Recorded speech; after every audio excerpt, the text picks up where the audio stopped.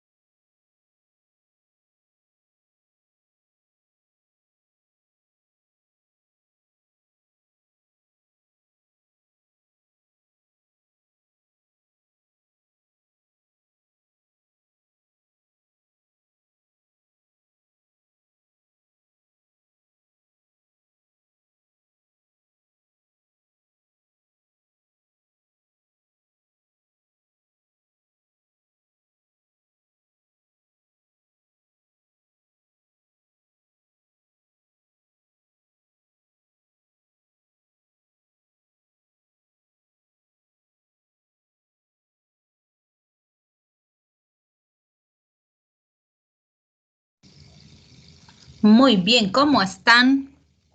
¿Cómo han estado su vacación? ¿Muy corta, muy larga? La doctora, bien, todo bien. Todo bien. Bien. Darles la bienvenida. Lo primero que les voy a informar es que, bueno, la modalidad este semestre, como nos han informado, es semipresencial, ¿no? Que también les han debido decir ustedes al momento de inscribirse. Entonces, las clases vamos a mantenerlas de forma virtual en base a las características epidemiológicas que se han ido viendo, pero los exámenes van a ser presenciales. Eso es lo que le va a dar la semipresencialidad, ¿no? Entonces, muy importante que puedan estudiar y particularmente, pues yo les digo que sí se logra mejorar de forma importante el nivel de exigencia, sobre todo porque si bien es cierto que hay gente que está muy bien centrada y muy consciente en su formación y se preparan y demás, también sabemos que el hecho de dar exámenes virtuales facilita ciertas artimañas de copiar, de buscar en internet o de dar exámenes grupales y ese tipo de situaciones que van en desmedro del nivel de formación que tienen los estudiantes, ¿no? Entonces, yo estoy dando, por ejemplo, un curso de verano que estoy terminando esta semana de 3 materias y se ha mantenido así. O sea, si bien la mayor parte de las clases han sido virtuales, los exámenes han sido 100% presenciales y realmente se nota la diferencia del que estudia y el que no estudia, ¿no? Entonces, pienso que sí vamos a poder recuperar un poco, obviamente de aquellos que han estado un poquito más relajados en la virtualidad.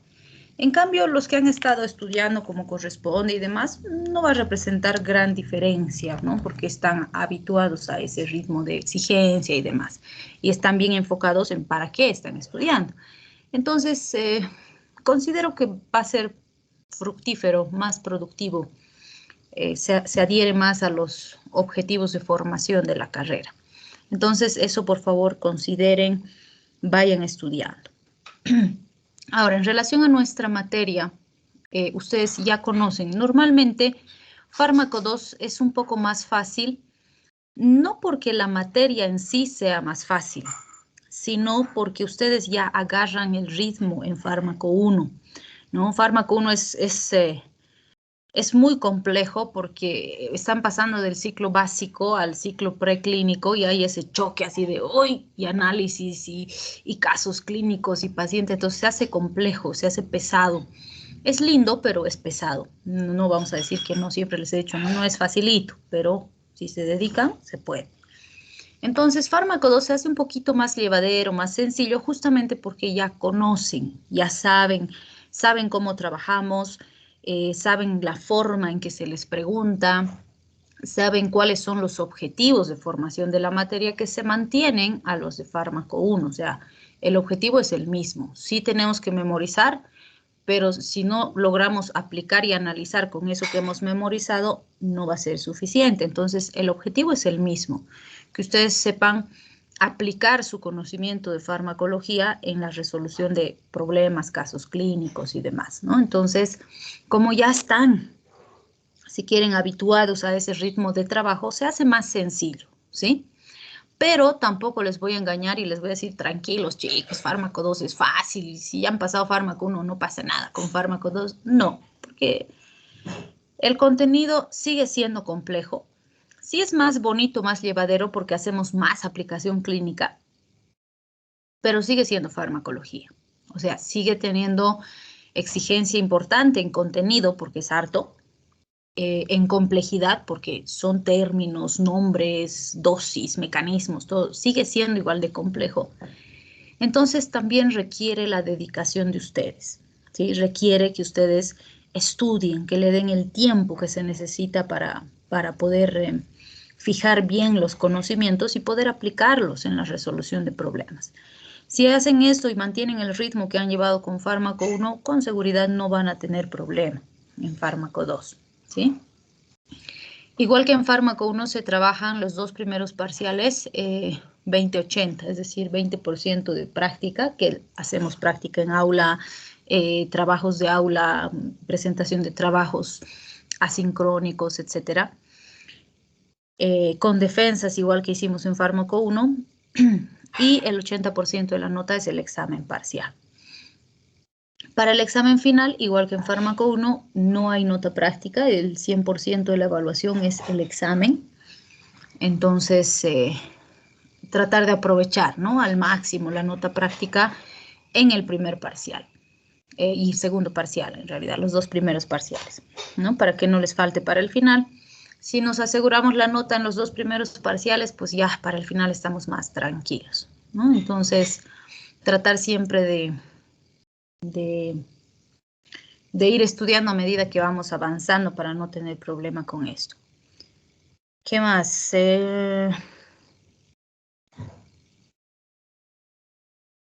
Sí, hay algunas fechas que en base a los feriados nos han solicitado desde antes de que empiece el semestre y cuando hemos hecho la planificación, que hagamos la programación de la reposición de algunas clases que caen, por decirles, en feriado de carnavales o que caen, por ejemplo, nuestro grupo va a tener lunes y martes de carnaval, ¿no? Entonces, nos han pedido que ya en la programación de inicio de año se haga la programación de la reposición de esas clases. Entonces, les voy a ir pasando las fechas.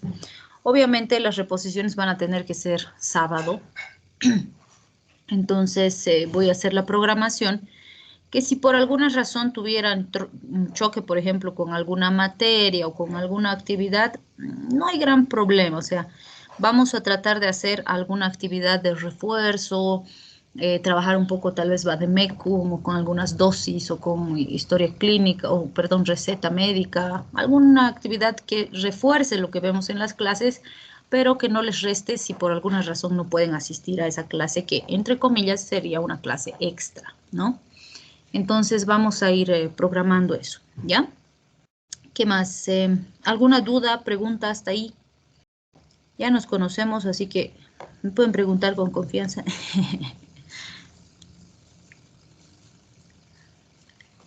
¿Se han dormido desde el primer día de clases? No, No, no, o sea, Ok. sí, Entonces, profe, ¿sí?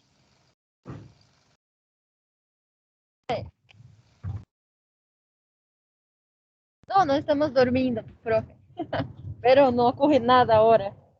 Oh, ya. Ok.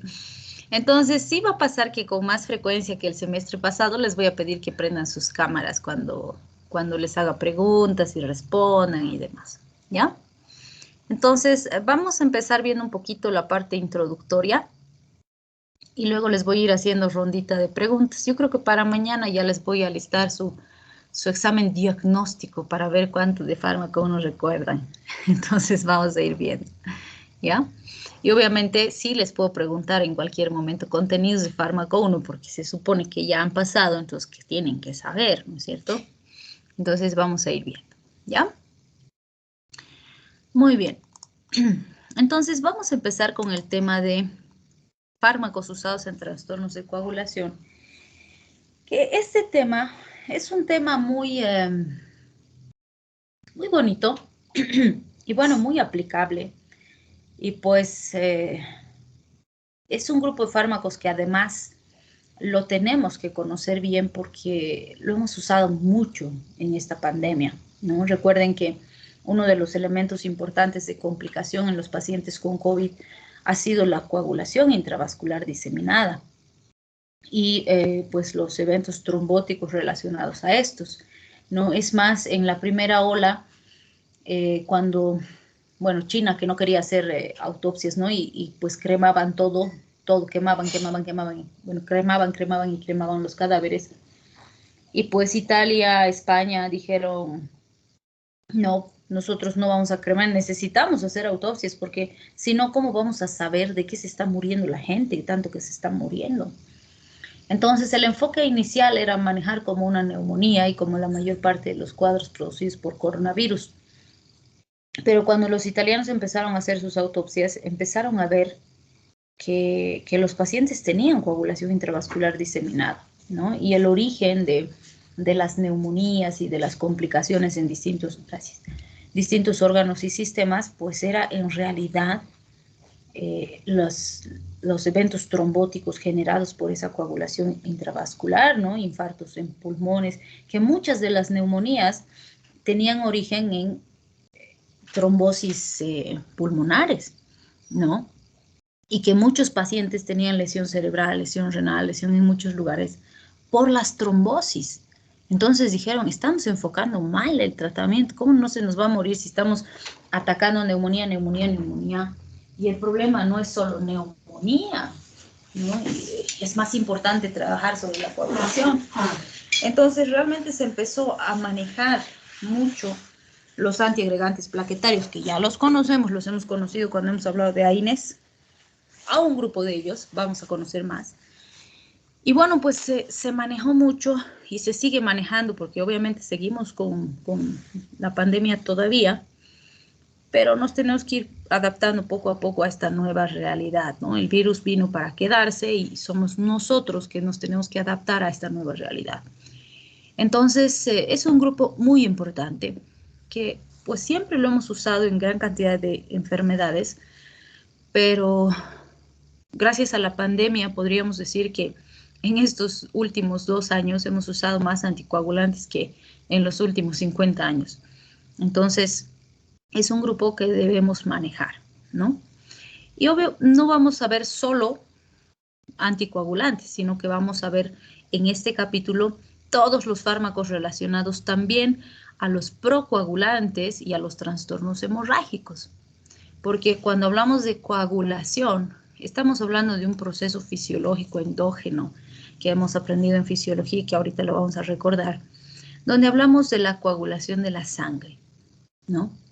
Pero también tenemos que entender cuándo serán útiles los anticoagulantes y cuándo serán útiles los procoagulantes, cuándo será benéfica la coagulación para un paciente y cuándo será benéfica la anticoagulación, porque no es ni uno ni el otro que sea bueno y el otro malo, o uno positivo y el otro negativo. No, van a haber situaciones en las que necesitamos uno y situaciones en las que necesitamos otro, ¿sí? Entonces la pregunta será, ¿qué es la hemostasia? ¿Qué dices, Danieli? ¿Qué es la hemostasia? La hemostasia es, ah, ¿cómo digo? Hemostasia son la cascada de coagulación, todas las, una secuencia de factores de coagulación, plaquetas, es todo lo que se tiene que movilizar en favor de la coagulación. Un proceso. Ya. María Paula, ¿qué es la hemostasia? ¿Me escucha, doctora? Sí, adelante. Ah, ya. O sea, yo tenía algo entendido, algo parecido, como que era una especie de mecanismo para mantener como la sangre en estado líquido, pero por ahí. Sí. Ya, muy bien. Entonces, recuerden que, bueno, les pregunto porque a veces confundimos hemostasia con homeostasis y no es lo mismo, ¿no? Los conceptos que han dado sus dos compañeras están muy bien. Entonces, la homeostasis, recuerden, hace referencia a equilibrio, pero siempre decimos la homeostasis es un equilibrio dinámico, nunca es estático, ¿sí? Y la hemostasia es parte de ese equilibrio, porque es la capacidad que tiene el organismo de hacer, como dicen, que la sangre permanezca líquida dentro de los vasos sanguíneos, pero que además nos permita evitar la pérdida de sangre en momentos en los que puede haber una hemorragia. ¿Sí? Por eso decimos, por ejemplo, voy a hacer hemostasia mecánica o hemostasia física. ¿Cómo voy a hacer hemostasia física? Mi paciente está sangrando, voy a agarrar una compresa y voy a presionar con la otra mano la lesión. ¿Para qué? Para que no pierda sangre. ¿Sí? Entonces, por un lado tenemos la mantención de la fluidez de la sangre dentro de los vasos sanguíneos. ¿Por qué? O sea, si la sangre se coagulara dentro de mis vasos, me muero, pues. Porque la sangre tiene que estar fluida, tiene que estar líquida, por decirlo así, para circular con normalidad y cumplir sus funciones dentro de los vasos sanguíneos. Ahí no se tiene que coagular, ¿sí? Pero por otro lado, si tengo una lesión, si tengo un microtrauma y la sangre empieza a salir de forma profusa, o sea, tampoco tiene que salirse de mis vasos sanguíneos. Entonces también tengo que activar mecanismos que limiten esa pérdida sanguínea y puedan generar la reparación de las lesiones vasculares, ¿sí? Entonces, para poder recordar esto, porque esto lo hemos aprendido en fisiología, vamos a ver lo que son algunos signos y síntomas que nos pueden, bueno, signos en realidad, que nos pueden ayudar a orientar cuando un paciente está con una alteración de esa hemostasia. Por ejemplo, si tengo unas petequias, estas son petequias las que están viendo, ¿no es cierto? ¿Qué son las petequias? Laura, ¿qué es una petequia?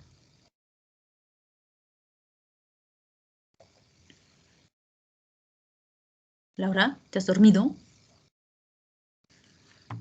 Doctora, no podía activar mi audio.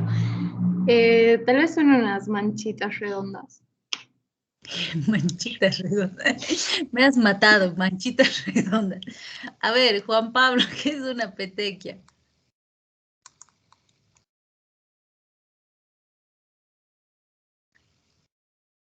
Juan Pablo, ¿estás vivo? Lo sacamos de la reunión. Juan Pablo, despierta. No despierta. Alejandra.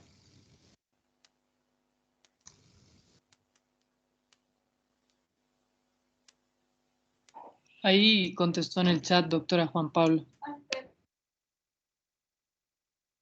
Pequeños sangrados en la piel. Como pequeños. Doctor, no me puedes decir sangrados. Me tienes que decir hemorragias. Pequeños sangrados.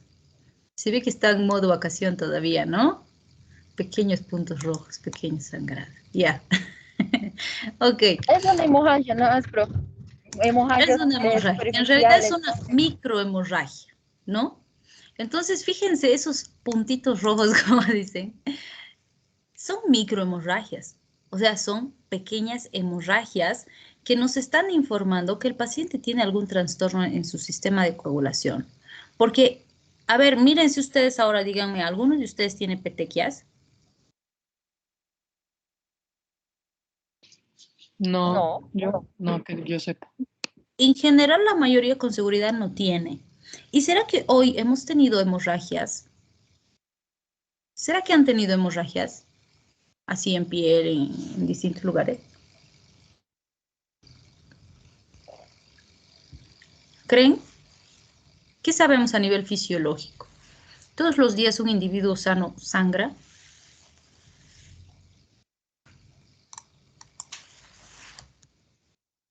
La respuesta es sí, seguro que sí. Con algo tan sencillo como levantarse de la cama, agacharse para ponerse los zapatos, etcétera, tenemos todos microhemorragias todos los días, ¿sí? Pero no se manifiestan clínicamente porque nuestro sistema de coagulación funciona perfectamente. Entonces se produce una microhemorragia y se activan estos mecanismos que generan hemostasia, que producen un coagulito para evitar la pérdida de esa cantidad de sangre que se va a notar y se va a ver en la piel. Y se activan otros mecanismos que reparan la lesión y yo no percibo que se ha producido esa hemorragia.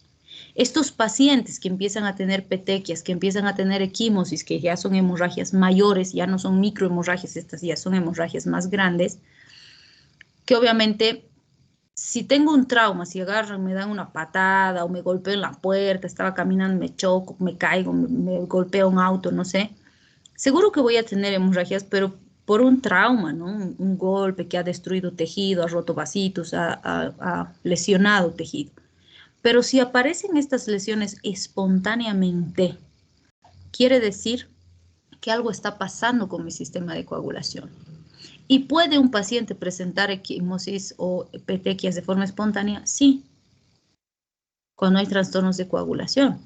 Esto, por ejemplo, fíjense, esta lesión que ven aquí en la espalda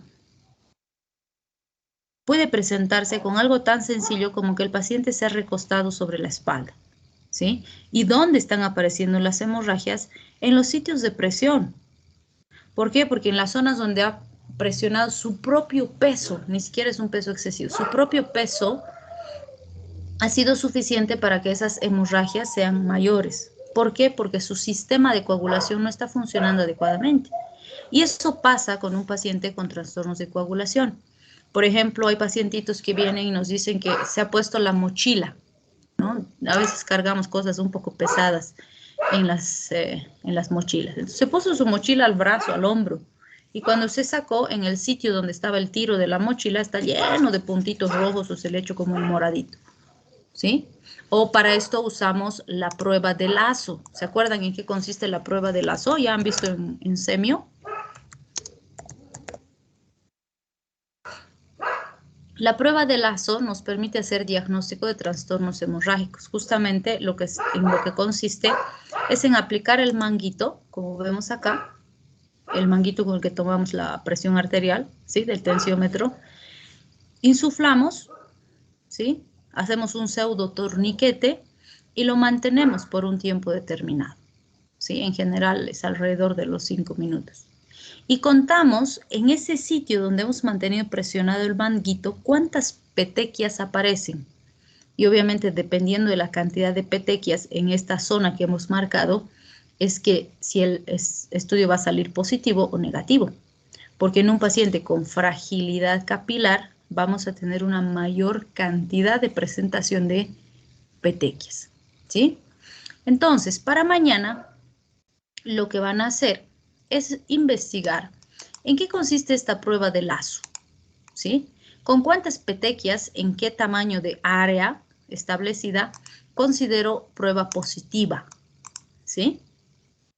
Para que vayamos reforzando, porque eso seguro que lo van a ver en semiología si es que no lo han visto ya.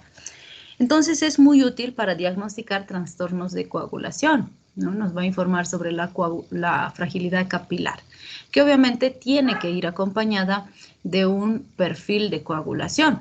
Y vamos a ver más adelante por qué es tan importante recordar también lo que han aprendido en bioquímica sobre el perfil de coagulación.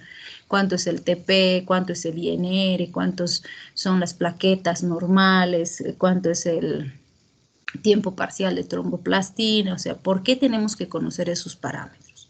¿Sí? Entonces, todo eso vamos a ir recordando porque sobre eso vamos a construir nuestro conocimiento y nuestro manejo sobre los pacientes con trastornos de coagulación. ¿Sí? Entonces, fíjense. Profe. Adelante. Y también nos ayuda en caso de sospecha de dengue, algunas enfermedades que modifican la coagulación, ¿no es cierto? Antes de pedir Claro una que sorología. sí. Claro que sí, porque si tú te pones a pensar en el dengue un signo característico es lo que conocemos como la marea roja que le decimos, ¿no? Donde pues aparecen petequias y que parece así como, parece un desierto en las piernas del paciente, por ejemplo, porque toda la pierna se pone colorada y llena de puntitos. ¿Por qué? Porque el paciente tiene microhemorragias, ¿no? Y el virus del dengue, o sea, si bien es una enfermedad viral en este caso, el propio virus genera trastornos de coagulación. Entonces, estas pruebas que nos ayudan a determinar esa fragilidad capilar, el trastorno de coagulación que está presente, también son muy útiles, porque a eso íbamos justamente en este momento, porque les iba a decir, hay muchas causas que pueden generar hemorragia, causas diferentes. Como dice muy bien su compañera, una de ellas puede ser una infección viral, de las famosas fiebres hemorrágicas. ¿Por qué se llaman fiebres hemorrágicas? Porque generan fiebre, pero al mismo tiempo traen trastornos de coagulación, en este caso de hemostasia, que genera sangrados, ¿no? Y ahí tenemos el dengue, tenemos, por ejemplo, las fiebres hemorrágicas. En nuestro medio es la machupo, tenemos ahí en ese mismo grupo está, por ejemplo, el Junín, el mismo ébola y otras más que se consideran de alta gravedad, ¿no? Pero también pueden haber trastornos hemorrágicos, por ejemplo, por anemias aplásicas, pueden haber trastornos hemorrágicos por fármacos, ¿no? Muchas púrpuras trombocitopénicas, por ejemplo, son producidas por fármacos también, o por infecciones por otro tipo de elementos, por toxicidad química. Entonces, sí hay muchas causas y eso es importante. ¿Por qué? Porque vamos a ver que el paciente va a venir sangrando. El elemento en común es hemorragia, pero no todas las hemorragias se manejan igual. Y eso lo vamos a discutir mucho cuando veamos, por ejemplo, vitamina K. Porque la tendencia que es, hemorragia, póngale vitamina K. Pero no todas las veces el paciente tiene hemorragia por una alteración de la vitamina K. Y por eso tenemos que recordar la cascada de coagulación para entender dónde actúa cada fármaco. Porque, por ejemplo, digamos que viene un paciente con hemorragia y me dice que es un paciente que estaba con COVID y se ha tomado él solito porque ha visto en internet un tutorial por ahí, se ha tomado ácido acetil salicílico desde hace un mes y ahora que le han diagnosticado COVID se ha complicado y le han dado enoxaparina. Son dos fármacos anticoagulantes, bueno, uno anticoagulante y uno antiagregante plaquetario que actúan en lugares diferentes.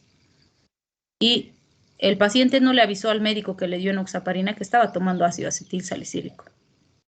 Entonces se ha potenciado el efecto anticoagulante. Conclusión, viene sangrando. A este paciente, por ejemplo, darle vitamina K no tiene ningún sentido. Y van a entender esto, ¿por qué? Cuando recordemos cómo el ácido acetil salicílico genera la antiagregación plaquetaria, cómo la enoxaparina, que es el grupo de la heparina, produce la anticoagulación, que no tiene ninguna relación con la forma en que la vitamina K estimula el sistema de coagulación. Entonces, no tiene ningún sentido a ese paciente darle vitamina K, por ejemplo. ¿Sí? O un paciente que está con dengue, por ejemplo. ¿Qué hace el virus? ¿A qué nivel? Y si sirve o no sirve darle vitamina K.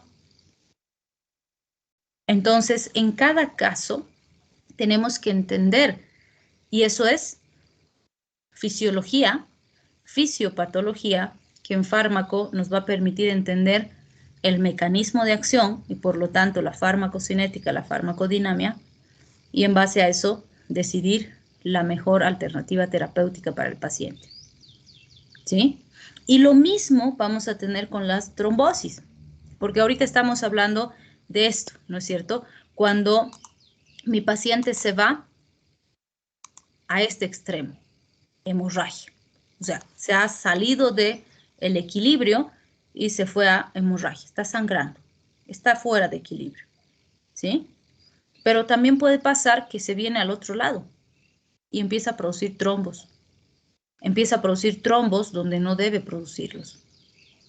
Porque por lo que estamos diciendo, fíjense, esa trombosis, la formación de coágulos, es importante.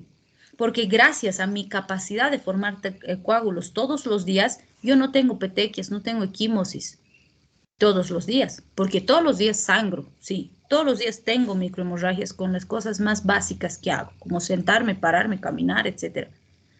Pero no sangro gracias a que mi sistema de coagulación funciona bien. Pero si ese sistema de coagulación empieza a alterarse y empieza a formar trombos o coágulos cuando no debe y en lugares que no debe, también me genera enfermedades. ¿Qué enfermedades me pueden producir? Trombosis. ¿Qué significa una trombosis? Que un coágulo va a obstruir un vaso de pequeño calibre y va a generar un infarto. ¿Sí? Puede ser una trombosis en corazón que me va a generar un infarto cardíaco, puede ser una trombosis en miembros periféricos, puede ser una trombosis pulmonar, puede ser una trombosis cerebral, ¿sí? Todos me van a generar cuadros graves de alta complejidad. ¿Se acuerdan? En hipertensión dijimos, una de las complicaciones graves de la hipertensión son los accidentes cerebrovasculares, que en general se asocian a la formación de un coagulito porque se ha lesionado un vaso por la sangre al pasar a alta presión dentro de los vasos y ese coagulito obstruye un vasito en el cerebro. Un ACV. Las secuelas del ACV es el problema.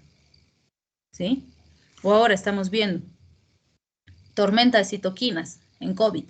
La tormenta de citoquinas genera una hiperexcitabilidad y una hiperreactividad del macrófago, lo que genera activación de las plaquetas dentro de los vasos sanguíneos, coagulación intravascular diseminada. Y esos trombos me producen neumonías, infartos cerebrales, infartos renales. ¿Sí? Entonces, ambos extremos son peligrosos. Ambos extremos pueden determinar la muerte del paciente y ambos los tengo que manejar. ¿Sí? Entonces, eso es lo que tenemos que entender ahora para poder comprender cuándo nos van a servir estos fármacos. ¿Sí? Entonces, ¿cuáles situaciones conocen ustedes en las que tenga riesgo de trombosis y quiero evitar la formación de trombos? ¿En qué tipos de pacientes? Doctora, un paciente que está acamado, tiene por ejemplo, una cirugía, después de una cirugía que está acamado mucho tiempo. Muy bien, entonces el término en español sería postrado, ¿sí? Entonces los pacientes postrados que están recostados en su cama o en la camilla, por ejemplo, o en la cama del hospital por periodos prolongados de tiempo. ¿Por qué un paciente postrado tiene más riesgo de trombosis? ¿Qué dices, Mayra?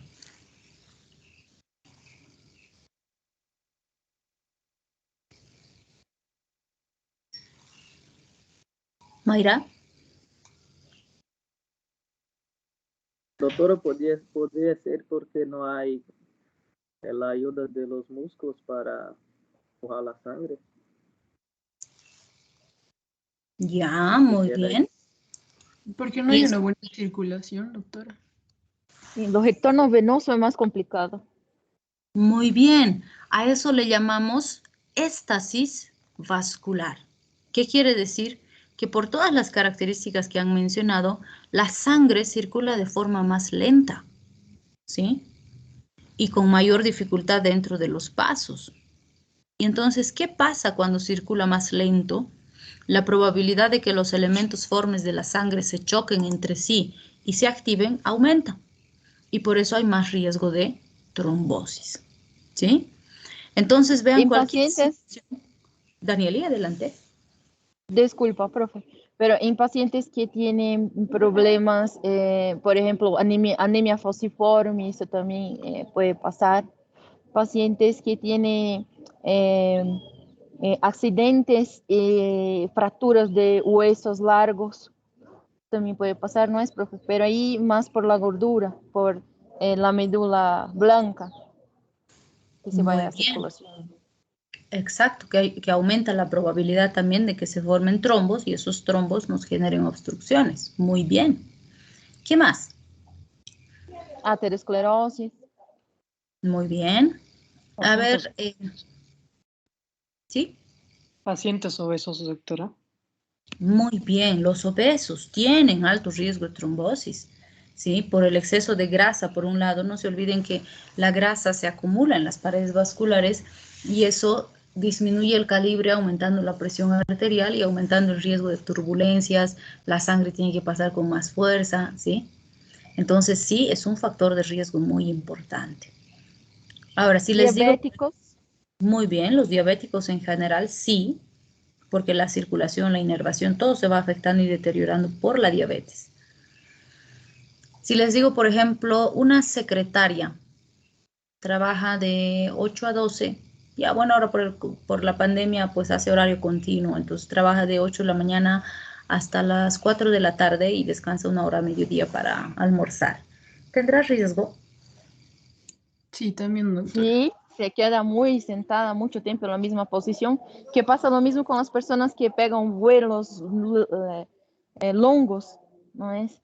Aquí a China, entonces. Largos. Su portuñol. Largos. Está bien. Mucho tiempo en Brasil. Sí, vamos a intercambiar. Ustedes nos van a enseñar portugués, nosotros español. Combinado. Combinado. Ok. Entonces, sí, fíjense, cualquier situación en la que el paciente permanezca periodos largos de tiempo en una posición o en una misma posición es un riesgo. Porque algún momento alguien decía, ¿no? Ah, pero las secretarias están sentadas todo el día pues en su oficina. ¿Qué riesgo van a tener? Tienen riesgo porque están en una misma posición en la que no hay movilidad y hay éstasis vascular. Entonces sí, tienen riesgo, ¿sí? Los pacientes, por ejemplo, como decía muy bien Daniele, que tienen vuelos prolongados, las azafatas, los pilotos, si tienen itinerarios muy pesados con muchas horas de vuelo, también tienen riesgo, ¿sí? Entonces, absolutamente cualquier persona que permanezca periodos largos de tiempo, nosotros, por ejemplo, digamos ustedes tienen clases desde la 1 hasta las 6 de la tarde, y van a estar todas esas horas sentados, tienen riesgo. Por eso es recomendable que después de cierta cantidad de horas se paren, caminen un poco, se muevan, porque hay éstasis y eso aumenta el riesgo, ¿sí? O los maestros, por ejemplo, de escuelas, universidades que están de pie o están sentados la mayor parte del tiempo, también tienen riesgo. Entonces, vean, hay gran cantidad de actividades que parecen poco estresantes o poco peligrosas, pero que sí se constituyen en factores de riesgo importantes. ¿Sí? Igual los conductores de autobús, los conductores de vehículos, por ejemplo, que trabajan todo el día, están en sus vehículos, ¿no? Sentados. Entonces implica riesgo, ¿sí? Y van a ver que sí, es muy común que, por ejemplo, los conductores de taxis tengan varices. Y dicen, ¿a qué se dedica? Ah, pues es taxista, pero hay unas varices así terribles que parecen mangueras. Entonces, es cierto, ¿sí? Todas esas situaciones son importantes y las debemos considerar, ¿sí? Entonces, muchas veces llega el paciente con COVID, por ejemplo. Ah, ya es paciente joven, no tiene patología de base y no nos hemos fijado si tiene varices. Porque si tiene varices, tiene factor de riesgo, más que la población general. Entonces, hay que tener más cuidado con la profilaxis antitrombótica, ¿sí? Muy bien. Entonces, vamos a recordar algunos elementos básicos es la formación de esa placa primaria hemostática. Entonces, cuando nosotros hablamos y vemos el sistema de coagulación, sabemos que uno de los elementos fundamentales para la iniciación de esa hemostasia es la lesión tisular. Obviamente esto en condiciones normales, ¿no? Porque ya hemos dicho que hay varias situaciones en las que se puede formar un coágulo cuando no se necesita y por supuesto no hay esta lesión. Pero en este caso estamos hablando de lo que pasa a nivel fisiológico, ¿sí? Vamos a recordar esa formación del coágulo. Entonces, ¿qué ocurre? Se lesiona un vasito, ha empezado a haber pérdida de sangre por esa lesión. Entonces, ¿quién responde? El factor de von Willebrand. Y el factor de von Willebrand tiene una glucoproteína, expresa una glucoproteína que es como un señalizador químico, que es la glucoproteína B1. Entonces, ¿qué hace el factor de von Willebrand? Se localiza o se ubica, diríamos, en el sitio de la lesión y empieza a mandar la señal, a expresar su glucoproteína B1, que si quieren es como una alarma, ¿no? Que dice, auxilio, auxilio, aquí tengo problemas, ayuda. Entonces empieza a llamar, diríamos, ayuda. ¿Y quién escucha ese llamado? Ve la glucoproteína B1 expresada y entonces va al sitio de lesión a ayudar, son las plaquetas, ¿sí? La glucoproteína B1 es la señal que capta la atención de las plaquetas y las plaquetas van y producen lo que se conoce como adhesión plaquetaria, ¿sí? Entonces la pregunta será, ¿la adhesión plaquetaria es lo mismo que la agregación plaquetaria? Stephanie.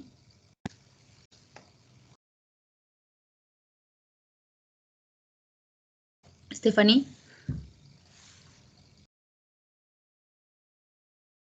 Se ha dormido. Alison. ¿La adhesión plaquetaria y la agregación plaquetaria son lo mismo?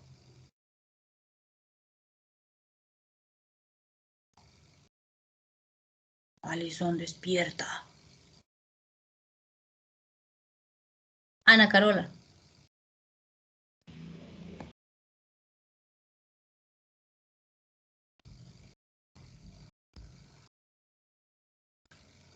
Están durmiendo, primer día. Ni para que digan que están cansados, están volviendo de su vacación. Doctora, ¿Sí? ¿me escucha? No son lo mismo.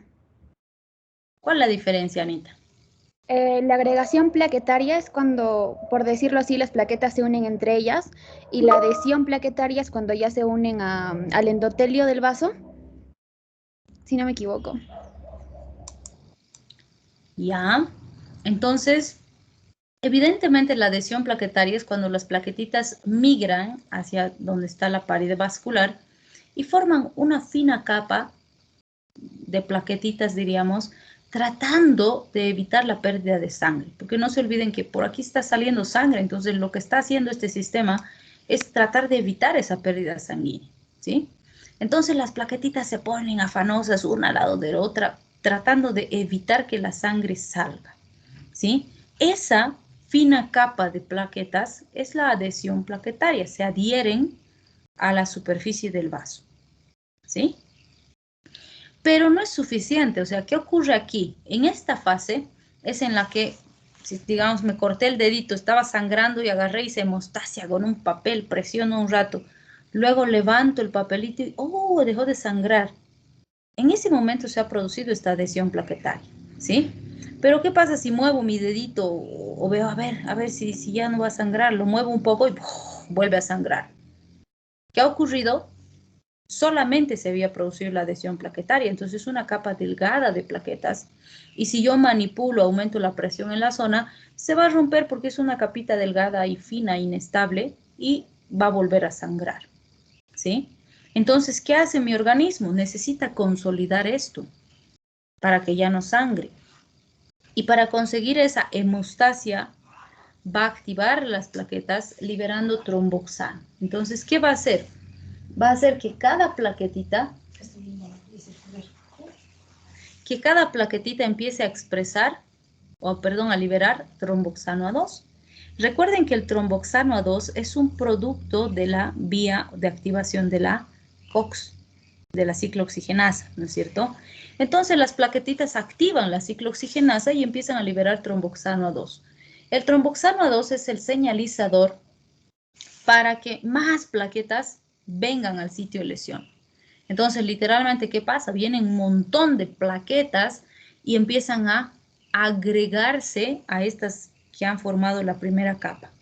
Entonces, ya no es solo plaquetita, plaquetita al lado del plaquetita, sino que se ponen adelante, atrás, arriba, abajo y se agregan en grandes cantidades, miles de plaquetas, ¿sí? El objetivo de esto es consolidar este tapón plaquetario para que la sangre ya no salga. Pero para que esto se consolide, necesitamos la activación de la cascada de coagulación. Entonces recuerden que en fisiología ustedes han aprendido, ¿no?, todos los factores de coagulación, el factor 1, el factor 2, el factor 3, y se llama cascada de coagulación porque se activan simultáneamente, ¿sí?, como una especie de cascada donde uno activa al otro y el otro activa al otro y así sucesivamente, ya sea por la vía intrínseca o la vía extrínseca, con el objetivo final de activar el factor 1 que es el fibrinógeno. Entonces el fibrinógeno necesita convertirse en fibrina para consolidar esta unión. ¿Y por qué necesitamos esto? La forma de fijación que tienen las plaquetas entre ellas no es muy, si quieren, muy sólida. ¿En qué sentido? Cuando las plaquetitas se agarran entre ellas, es como si se agarraran sus manitos, pero se agarran así, ¿sí? Si yo agarro mis manos así, punta con punta, dedito con dedito, viene alguien, se para y se separa pues fácil, ¿no? Porque no hay ningún tipo de fijación que consolide esta unión, que no es lo mismo que agarre así, por ejemplo, y ahí no voy a poder separar. Entonces las plaquetitas se agarran así, como si estuviera juntando solo las puntas de mis deditos, ¿sí? Entonces, ¿qué va a ocurrir? Estas plaquetitas, fíjense, se están agarrando con estas glucoproteínas, que son las glucoproteínas 2B3A. Entonces se agarran manito con manito, por decirlo así, pero es una unión poco estable. Y justamente por eso es que necesito activar la cascada de coagulación, porque la cascada de coagulación es el elemento que va a permitir la consolidación de esa unión entre glucoproteínas. Esto que está aquí esquematizado como este rectangulito azul sería el fibrinógeno. Y recuerden que todos los factores de coagulación van a activarse simultáneamente hasta que el fibrinógeno se convierta en fibrina. Y por eso se llama coágulo de fibrina, ¿no es cierto? Ese es el punto final. ¿Y por qué necesito esto? Porque si este fibrinógeno no se activa, es como si pusiera pegamento, pero no un pegamento de secado rápido, un pegamento de secado lento. Por ejemplo, si ustedes agarran ahorita dos hojitas y le ponen carpicola al medio, la carpicola no seca inmediatamente, ¿no es cierto? Entonces le pongo carpicola, pongo hoja con hoja, separo y se separa, ¿no es cierto? Lo abro, se separa, se abre con mucha facilidad, porque está fresco. Pero si yo dejo las hojitas juntas, pegadas, y las dejo ahí un tiempo suficiente para que ese pegamento seque, si mañana, por ejemplo, quiero separar estas hojas, no se va a separar con facilidad. Es más, es muy probable que al intentar separarlas acabe rompiéndolas, ¿sí? Entonces, eso es lo que ocurre con el fibrinógeno.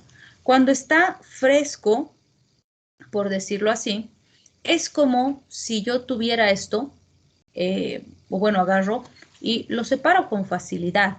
Pero cuando este fibrinógeno se vuelve fibrina, esto se consolida.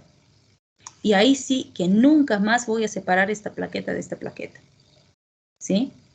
Entonces, algunos libros nos dicen, es como cemento fresco. Cuando está fresco el cemento, voy, lo piso, lo pateo, lo lavo y se sale. Pero si espero que seque el cemento, después puedo saltar encima, lanzarle algo y no le va a pasar nada. Entonces, eso es lo que ocurre cuando se convierte el fibrinógeno en fibrina, ¿sí? Por lo tanto, fíjense, estas capas finas de plaquetas nos van a permitir ir consolidando la agregación plaquetaria gracias a la activación de la cascada de coagulación. Y lo que debemos recordar es justamente esa cascada de coagulación. Entonces recuerden que tenemos la vía intrínseca y la vía extrínseca, ¿sí? En esta, bueno, esta forma es una forma que un médico alemán, si no me equivoco, la distribuía, porque así me permite recordar todos los factores de coagulación y ver al mismo tiempo la vía intrínseca y la vía extrínseca. Entonces, toda esta línea superior representa la vía intrínseca, que fíjense, pues sé que se activa con la, o inicia con la activación del factor 12, que el 12 activa al 11, el 11 activa el 9 junto con el 8 y con participación del 7 activan al 10, el 10 con el 5 activan el 2 y el 2 activa el 1, ¿no es cierto? En cambio, por la vía extrínseca empezamos con el factor tisular que va a determinar la activación del 7, el 7 con ayuda del 3 y el 4 van a activar el 10 y a partir de aquí es la vía común. Entonces, ¿por qué me sirve entender o bueno, recordar esta cascada de coagulación? Porque ustedes ya la han visto en fisiología. Porque al entender estos elementos, voy a poder entender con facilidad cómo y dónde pueden, si quieren, actuar los fármacos anticoagulantes que vamos a ver o los procoagulantes y de esta forma cómo puedo ayudar al paciente, ya sea para hacer un tratamiento específico o para corregir la exacerbación de algún tratamiento específico, ¿sí? Entonces vamos a ir analizando eso. Otro punto importante que debemos considerar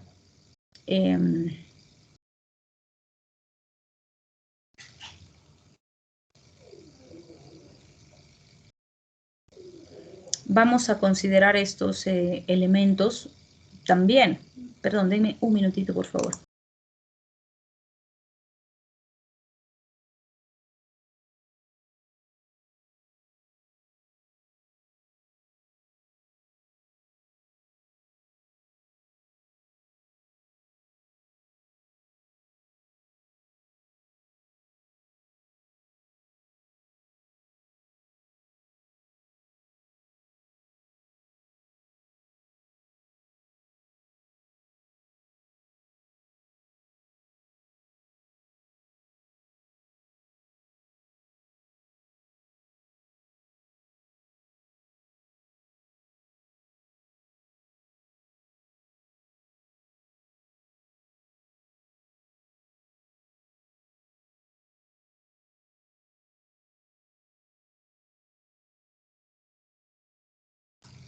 Bien, entonces, fíjense, cuando hablamos, por ejemplo, de lo que es el plasminógeno, recuerden que el plasminógeno se va a convertir en plasmina, ¿sí?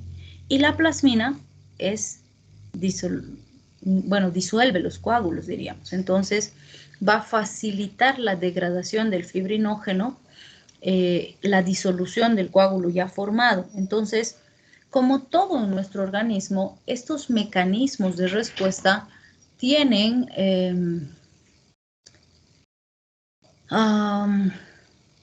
tienen un propósito y un tiempo determinado de acción. O sea, una vez que ese coágulo se ha formado, estamos diciendo que es útil, lo necesito para evitar la pérdida de sangre, pero eso no va a ser eternamente. O sea, no es que se va a producir un taponcito y con mi taponcito voy a estar pues todo el tiempo o hasta que me muera, ¿no? Entonces, ¿qué va a pasar con ese taponcito?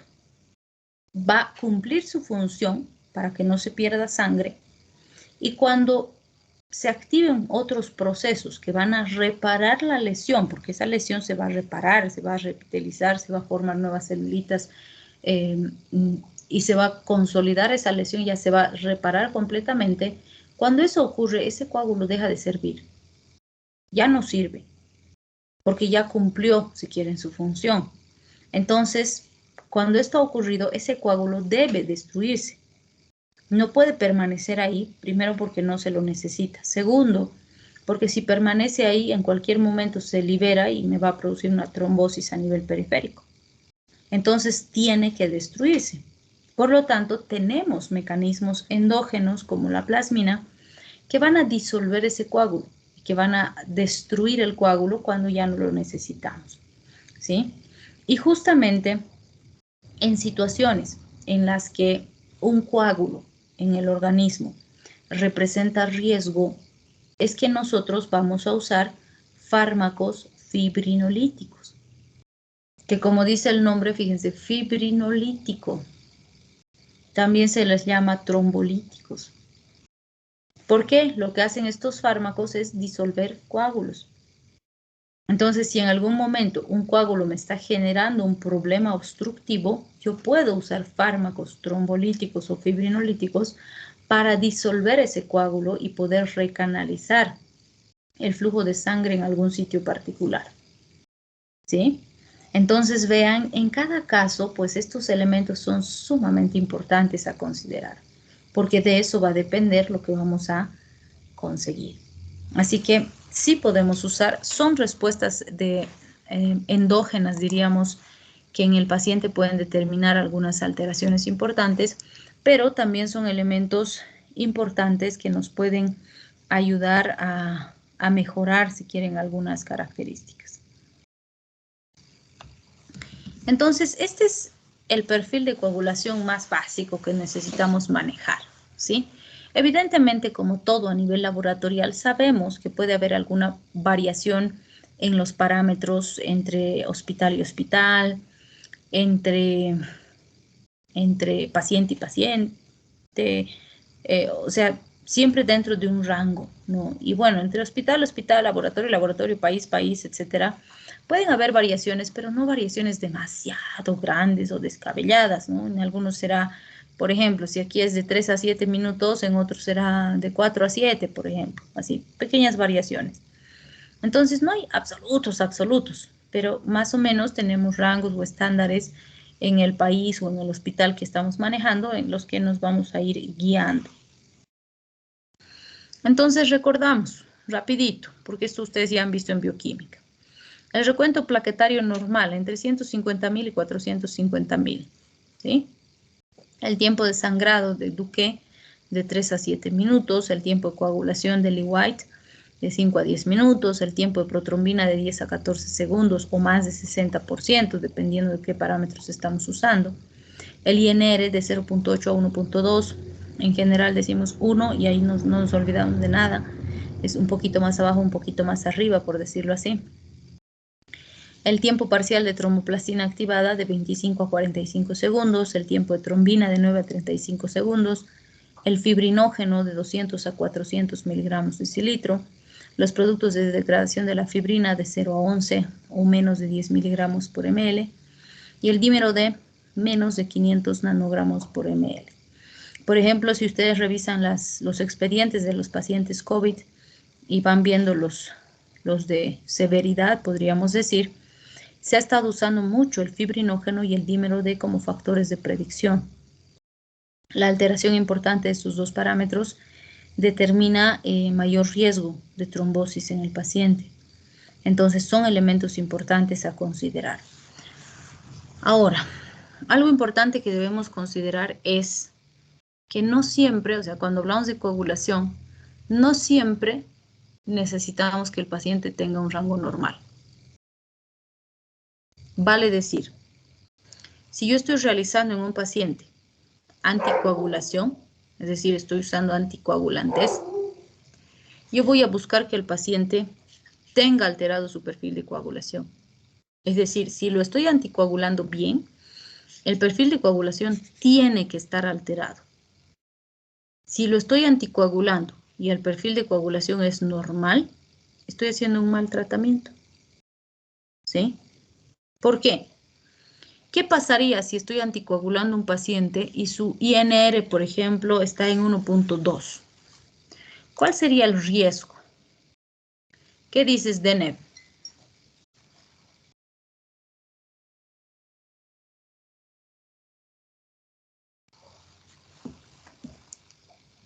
Deneb del Rosario.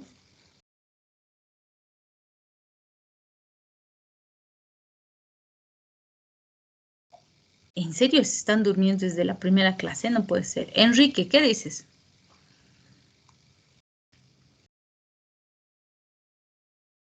Bien, y el tiempo de protrombina, ¿no? Que es relación de la coagulación con la producción de protrombina por el hígado. Entonces, quiere decir que tu medicina no está haciendo efecto, porque sigue produciendo los factores para coagular. Ya. Entonces, si tengo un paciente en el que estoy realizando anticoagulación, esto no puede estar normal. Y si estoy haciendo anticoagulación y el INR está 1.2, quiere decir que no sirve el tratamiento que estoy haciendo. ¿Cuál sería el riesgo? Trombosis. Si la razón por la que le estoy dando el fármaco es evitar trombosis y no estoy cumpliendo el objetivo establecido, entonces igual se va a formar la trombosis aunque esté tomando medicación, porque la medicación o no es suficiente o no es correcta, algo está pasando, pero está manteniendo normal. Y no puede ser normal si estoy haciendo tratamiento. ¿Sí? Entonces vean cómo esos pequeños detalles son importantes. ¿Sí? Ok, descansen 5 minutitos que creo que se están durmiendo y volvemos en 5.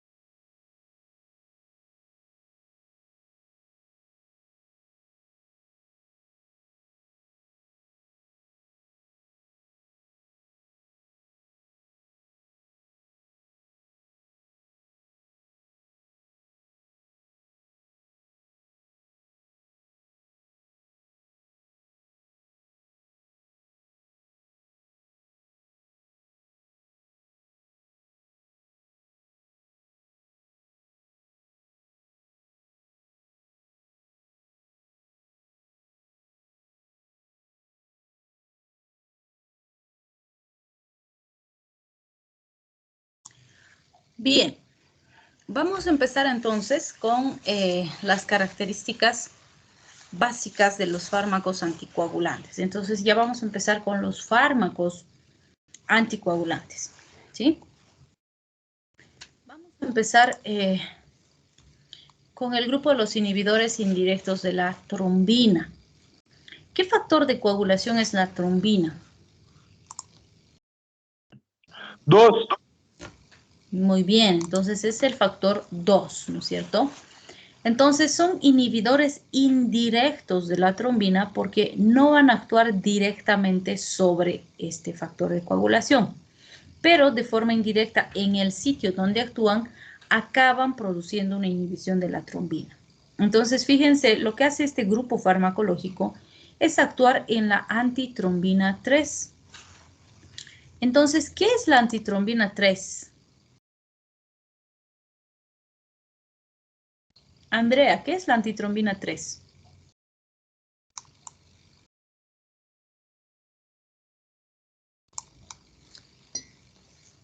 Lenin, ¿qué es la antitrombina 3?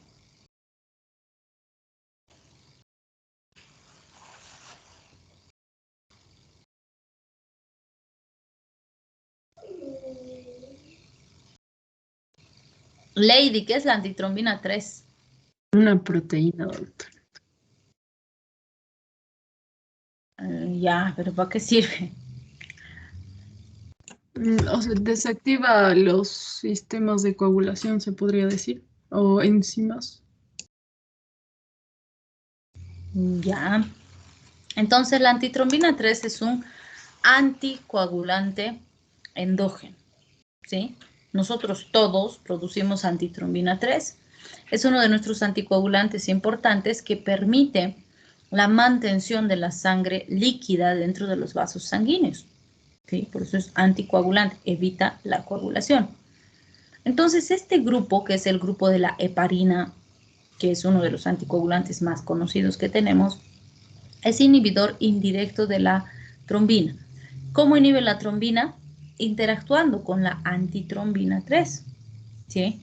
Entonces, en ningún momento este fármaco interacciona con la trombina, sino que lo que hace es potenciar la actividad de la antitrombina 3 y la antitrombina 3 inhibe los factores de coagulación y de esa forma se consigue el efecto anticoagulante. Entonces, la primera en ser sintetizada ha sido la heparina de alto peso molecular, conocida también como heparina no fraccionada o UFH. Después de esta se ha sintetizado la heparina de bajo peso molecular, también conocida como, si quieren, una heparina más estable, menos peligrosa, diríamos, que la UFH. Y también el fondaparinux, que es un pentasacárido sintético que se ha usado también bastante, ¿no? Y bueno, pues en este grupo tenemos a la famosa enoxaparina que hemos utilizado y estamos usando todavía bastante en los pacientes con COVID, ¿no? Entonces, fíjense, en esa cascada de coagulación que hemos visto,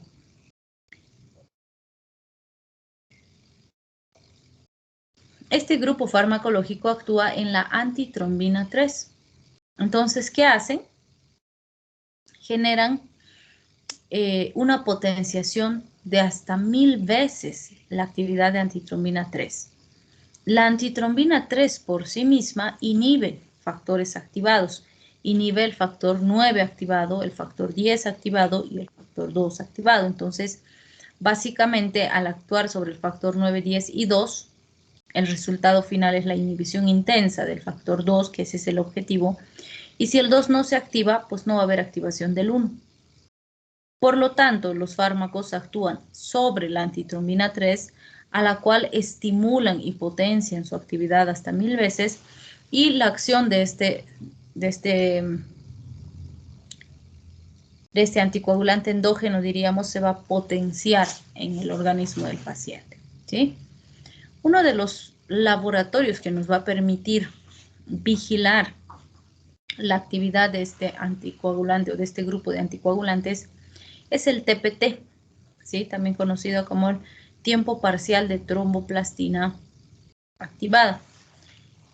Sobre todo si se usa UFH, es decir, heparina de alto peso molecular, es muy importante la vigilancia del TPT del paciente, que nos va a orientar qué tan bien anticoagulado está o si nos estamos excediendo con la anticoagulación, ¿sí? Si vemos la titulación de la protamina, que también se podría manejar, cuando usamos UFH debería estar entre 0,2 a 0,4 unidades por ml. También se podría realizar el recuento de las unidades de inhibidores del factor 10 activado, que deberían estar entre 0,3 a 0,7 unidades por ml, ¿sí? Sin embargo, estos componentes es muy importante que los podamos analizar cuidadosamente porque en situaciones donde usamos, por ejemplo, heparina de alto peso molecular o existe un factor de riesgo como insuficiencia renal, obesidad o son pacientes gestantes, con mayor razón requieren mayor vigilancia. Evidentemente, la cuantificación o la titulación de protamina y la titulación de las unidades inhibidoras del factor 10 activado no en todos los laboratorios se dispone. Es más, la mayor parte de nuestros laboratorios pues no cuenta con estos parámetros. Entonces se debe vigilar principalmente el TPT con los otros parámetros del perfil de coagulación. ¿Sí? El TPT, no se olviden, es el tiempo parcial de tromboplastina y la tromboplastina es el factor 11, que nos da una visión más adecuada de cómo está funcionando la vía intrínseca del paciente. Bien, si hablamos de los efectos adversos, ¿qué vamos a ver? Cuando tenemos hemorragias, o cuando hablamos más bien de los efectos adversos de los anticoagulantes, el principal son las hemorragias, ¿sí? ¿Qué quiere decir? O sea, ¿qué o cómo interpreto si tengo un paciente que le estaba dando heparina y empieza a sangrar? ¿Qué puedo decir al respecto de mi tratamiento? ¿Qué dices, Lady?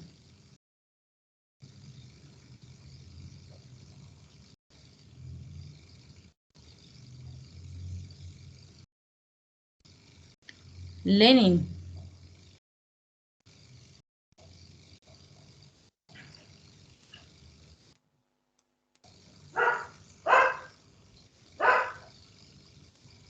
Alejandra.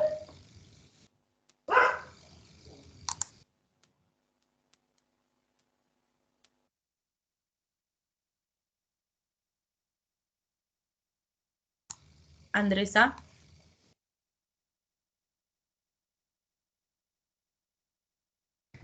Puede ser porque ya tenía uso de heparina, doctor, o no. No. ¿Qué dices, Kevin? ¿Cómo interpretas? Estabas dándole heparina a tu paciente y pues empezó a sangrar.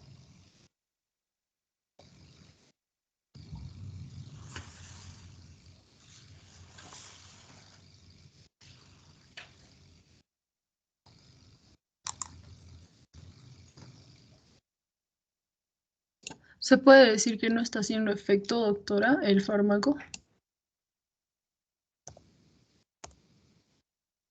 No está haciendo efecto. Si no estuviera haciendo efecto, tendríamos trombosis. Tal vez que tiene algún daño de vaso. Un daño de vasos. A ver, ¿cómo podría venir su paciente? Digamos que es un paciente que tiene 80 años, es una paciente de sexo femenino, ha tenido 2 accidentes cerebrovasculares previos, es hemipléjica y le están dando heparina o enoxaparina. Y viene y el familiar nos dice, o la hija nos dice que su mamá de 80 años ha empezado a menstruar. ¿Será que está menstruando la viejita? No, su dosis tiene que ser ajustada porque está pasando. Muy bien, entonces está sangrando, está con hemorragia, ¿sí? Entonces, ¿cómo va a venir un paciente con o bueno, si un paciente que está recibiendo anticoagulante viene sangrando La conclusión es que hay exceso de efecto del anticoagulante. Y la principal complicación de los pacientes que reciben anticoagulantes son las hemorragias o las trombosis. Entonces, fíjense cómo es paradójico, porque si está sangrando el paciente, quiere decir que me he excedido con el tratamiento. Y si el paciente presenta trombosis, quiere decir que el tratamiento ha sido insuficiente. Entonces, es lo que decíamos hace un momento, ¿no es cierto? Los dos extremos son peligrosos, porque en ambos casos voy a tener riesgo. En ambos casos, mi paciente se va a complicar.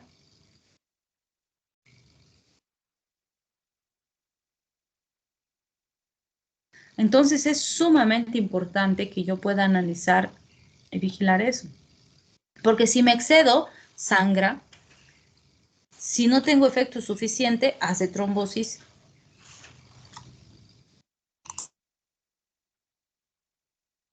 Y en ambos casos la conclusión es que la terapia es inadecuada. ¿Sí? Y no digo que necesariamente en ambos casos sea negligencia o sea mala práctica profesional por parte del médico. No, porque podría ser, por ejemplo, y pasa con mucha frecuencia, ustedes establecen muy bien el parámetro que necesita el paciente, han establecido su dosis, estaba estable y cuando estaba estable le han dado de alta, se ha ido con medicación a la casa. Y le dicen, Juanito, vas a venir para tus controles en un mes. Y el Juanito no aparece, la familia de Juanito no aparece.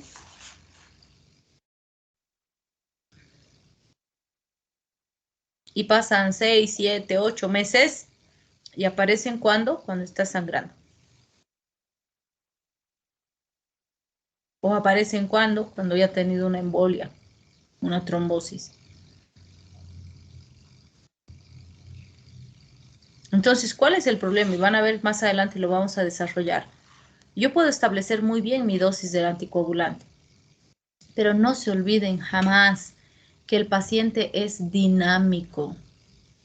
Es decir, si yo establecí una dosis adecuada hoy, no quiere decir que en un mes esa dosis va a seguir siendo adecuada, porque pueden haber variaciones, puede ser que el paciente se enferma, le dan antibiótico-terapia o cambia su alimentación o cambia su actividad física. Entonces, cada uno de esos elementos es importante para ver el resultado, ¿sí? No es que va a empezar a producirse el resultado o la alteración solo porque el tratamiento se mantenga, no. Pero para eso tiene que venir el paciente a sus controles, para que veamos si la terapia es excesiva o si la terapia es insuficiente y vayamos haciendo las correcciones respectivas. Porque todo lo que el paciente haga en actividad física, alimentación, uso de otros fármacos, etcétera, puede afectar.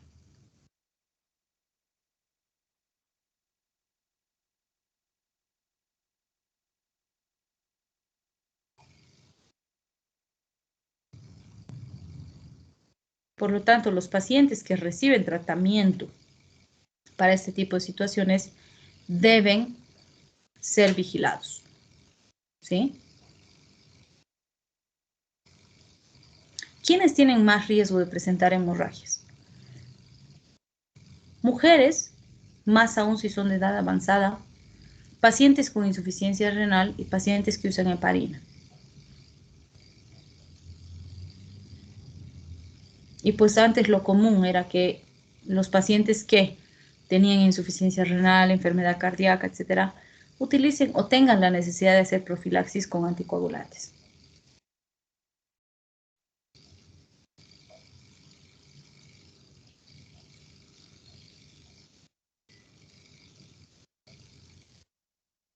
Doctora, ¿Sí? ¿Por qué el exceso de heparina induce a la hemorragia? ¿Hay que alguna ruptura de algún vaso o algo así? No, está ligado específicamente al mecanismo de acción. O sea, no te olvides que estamos diciendo que estos son inhibidores indirectos de la trombina. Lo que hace la heparina y todos los fármacos de su grupo es potenciar la actividad de la antitrombina 3. Y la antitrombina 3 lo que hace es inhibir el funcionamiento de los factores de coagulación, principalmente el 9, el 10 y el 2. Si estos factores de coagulación no se activan, no hay activación del factor 1. Por lo tanto, no hay coagulación. El resultado, el paciente va a sangrar. ¿Sí? ¿Por qué? Como decíamos al principio, en condiciones normales, todos nosotros, con actividades sencillas como caminar, sentarnos, pararnos, echarnos, qué sé yo, tenemos microhemorragias, pero todas estas se reparan gracias al funcionamiento adecuado de nuestros sistemas de coagulación. Pero en este paciente nosotros con fármacos estamos inhibiendo ese sistema de respuesta. Entonces, obviamente se necesita, porque el paciente si está recibiendo anticoagulación debe tener riesgo de trombosis. Entonces, el beneficio justifica el riesgo, como decimos siempre, ¿no? Pero si nos excedemos, ¿qué va a pasar? Nos vamos a pasar al otro extremo. El paciente va a empezar a sangrar, ¿sí? Y si empieza a sangrar, ¿cuál es el punto? Nos hemos pasado con el tratamiento. Que como les digo, una causa muy importante es la falta de la monitorización, que no siempre es responsabilidad del médico. O sea, sí tenemos la obligación nosotros de monitorizar, vigilar, pero si el paciente tiene que venir al control para que hagamos eso y no viene, ¿qué podemos hacer? En general no podemos ir a buscarlo a su casa, perseguirlo, nos va a demandar por acoso, ¿no? Pero es el paciente o la familia del paciente que lo tiene que traer para sus controles, ¿sí? Que es diferente, por ejemplo, que se produzca a nivel hospitalario, que obviamente también tiene sus pros y contras. Porque fíjense, ¿quiénes tienen menos riesgo? Quienes usan heparina de bajo peso molecular, como la enoxaparina, la deltaparina. Cierto, tienen menos riesgo. Pero no estamos diciendo que no hay riesgo, ¿sí? Y el problema es que debemos vigilar esto con laboratorio. No hay otra forma de saber el nivel de anticoagulación del paciente, porque de lo contrario, si no vigilamos con laboratorio, ¿cuándo nos vamos a dar cuenta que nos hemos excedido? Cuando el paciente esté sangrando, ¿sí? O cuando empiecen a aparecer petequias, equimos y ahí vamos, uy, está muy alto el efecto anticoagulante. O cuando nos vamos a dar cuenta que ha sido insuficiente el tratamiento, cuando el paciente llegue con trombosis. Se forma una trombosis, pucha, entonces el tratamiento estaba siendo insuficiente, ¿sí? Entonces, en ambos casos, es muy importante que podamos analizar esas características para poder identificar el riesgo, ¿sí? Y ahora, algo importante que debemos mencionar es justamente el hecho de que antes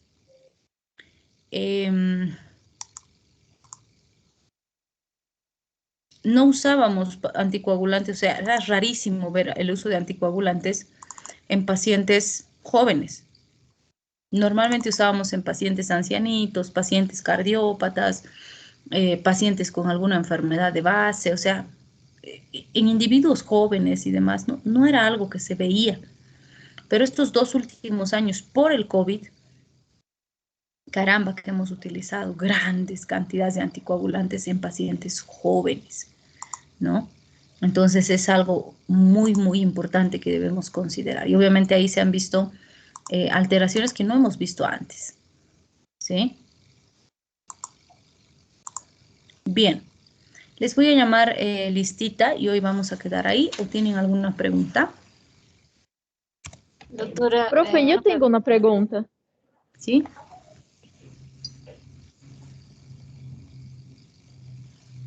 Adelante. Gracias. Yo tengo una pregunta, profe. Por ejemplo, cuando un trombo se suelta y va por el vaso a algún lugar, por ejemplo, que sea en miembros inferiores, yo voy a decir que tiene una trombosis, pero si ele se suelta, vira un émbolo. Cuando uso el termo tromboembolismo o no termo só embolismo? ¿Tromboembolismo o qué? O embolia.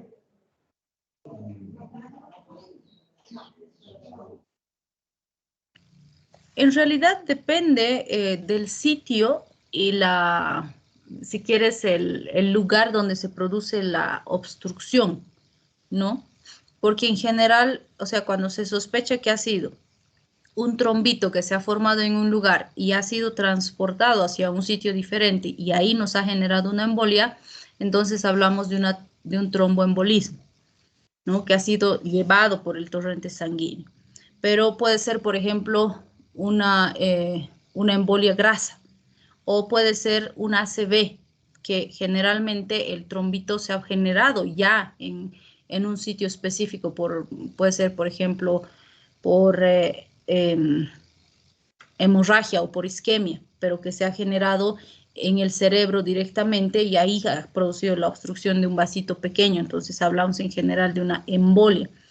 Pero normalmente es difícil determinar si ha sido un tromboembolismo que ha acabado, si quieres, en un proceso obstructivo o que ha sido una embolia, porque es difícil que tú puedas determinar el sitio específico donde se ha formado ese trombito para acabar generando la embolia. Entonces, es más, si quieres, diferencia de terminología, pero en ambos casos se hace referencia a la obstrucción de un vaso de pequeño calibre que ha generado un infarto en alguna zona particular. Entonces, más que tromboembolismo o embolismo, es importante determinar, por ejemplo, si es una embolia pulmonar, por ejemplo, donde ha habido la obstrucción de un vaso a nivel pulmonar, o si es una embolia periférica, o si es una embolia cerebral, o si es un infarto a nivel de las coronarias. Es más por la localización, más que por la formación o el origen, si quieres, de formación del émbolo. Gracias, profe. Ok. Bien, entonces no se olviden, de todas formas vamos a ir revisando mañana también, o vamos a continuar. No se olviden lo que tenían que revisar para mañana. ¿Qué tenían que revisar para mañana? Lazo. La prueba de lazo. Prueba de lazo, muy bien. Les llamaré listita y hoy vamos a quedar ahí, ¿ya? Ángelo. Gracias, doctora.